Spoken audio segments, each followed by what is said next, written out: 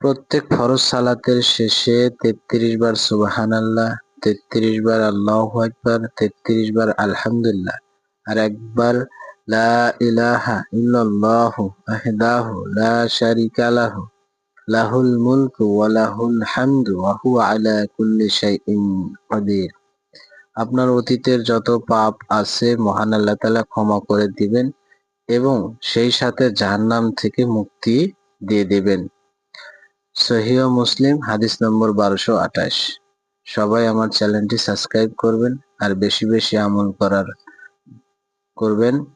সবাই আমার জন্য দোয়া করবেন, আপনাদের জন্য আমার দোয়া রইলো ইনশাআল্লাহ। আল্লাহ আপনাদের সবাইকে ভালোবাসুক। আপনারা সবাই ৫ ওয়াক্ত নামাজ কালাম পড়বেন, সেই সাথে আল্লাহকে বেশি বেশি ডাকবেন আর বেশি বেশি আমল করবেন।